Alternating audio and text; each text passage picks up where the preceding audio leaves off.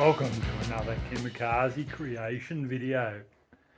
So a lot of you will know that I sold Monty, the little Tirana. Had him for long enough. He was good, but I needed to capitalise a little bit because I bought this R31 Skyline, 1989 model, running the RB30 single overhead cam.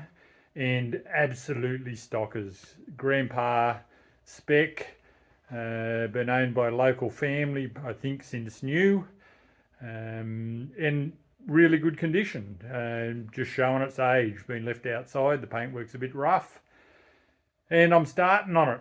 So this car has been called Barry. It just reminds us of a Barry a little bit, and I have made a few purchases and booked a few things in with it, but the first stuff is about to happen. I went to Shockworks down in Victoria, saw a drifting video with the R31s that pointed me towards Shockworks, and talked to them. Fantastic people to deal with.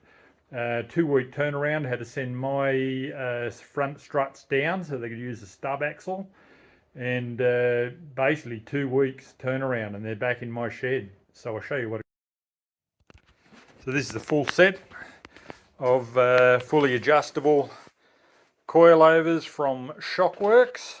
I've screwed the stub axles back on, so they've modified the stubs and added this cylinder, welded them all up, and I can put them back on and use all my original gear, which is standard at this stage. But they're a really nice looking unit, and I'll set the camera up in a second. I've got it up on the hoist now, but this thing rock and rolls. She has got absolutely no suspension under. It's just sitting on springs. So she bounces around. Being a country car and it came off a farmer, I reckon she's done a fair bit of dirt road stuff. And you can see the body's not in fantastic condition. But slowly but surely, the main reason I bought it was because it's a R31 Skyline. You can't get into any other Skylines, they're just so expensive. I paid $3,000 cash for this car, which I'm pretty happy with. It's an automatic. All the interior seems, pretty good, clean, just unmolested. It just hasn't been touched. And everything works, except the air conditioning, which I'm getting looked at. So that's the mission today. Take the old stuff out, put the new stuff in, and I'll show you through a few snippets through the process. Well, that was relatively easy. So we've got the big beast in there. It looks a bit more strengthening than what I took out. Here's the one I took out. I actually had a spare set of these that we sourced from an old Pintara, a 90 model Pintara, and they were the stub axles that I sent away, so I didn't have to take this off the road. So yeah, and that's what it's replaced with. So now I've just got to take the disc off, all the wheel bearings obviously, do all of that, and then I can put the wheel back on. Away we go. So the brakes all back on. I'm keen to put the tyre back on, or wheel back on, and check that hang and see how much different it is. I've basically nipped up all the adjusters where they were, so the spring has really no load on it at all. And this nut, helps you raise and lower the height of the car based on where this screws into that. So at this stage I'll just set them, measure this and do it to the other side, and then check it when I get back on the ground. And the strut, as far as taking the strut out, super easy.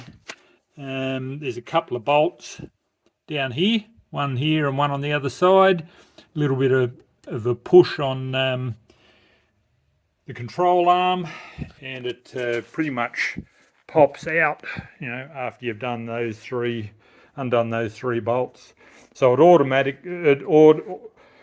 already is shorter than the original one, because it went back in much easier than it came out, and we'll see how much when we put it on the ground. So that's the front back on, and at this stage I have sat it back down, and it's still sitting reasonably high, but it is solid. Like, this thing was like rocking a boat in water this morning before I started, and now she's as solid as a rock in the front. See the coilovers up into there, all the brakes are back on both sides, the 2-hole struts are out, and now I'm doing the rears. Should be a little bit easier job, but I'm just getting started on the rears. Here's the passenger side rear, still in place. They're a Munro shock, but they're absolutely buggered. So that's in place. Basically only got that bolt down there to take off, and there's 3 bolts in the boot up under the parcel shelf, and she drops out. So she's out with the old and in with the new. Here we go, last one. So here she is with all round Shockworks struts in it now. I did have to lift it up. I took it for a couple of drives and lifted it and sat it down and went for a drive to get it to bed in. And currently sitting where it is, I reckon the back could probably come up 10 mil. The back is down about 50 mil and the front's down around 35 mil.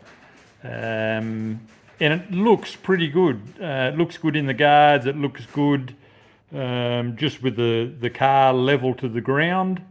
And it rides amazingly. Like, as I said at the start of the video, it was like rocking a boat in water. And now it is so solid. I'm looking forward to taking it for a decent drive, and I'll do that tomorrow.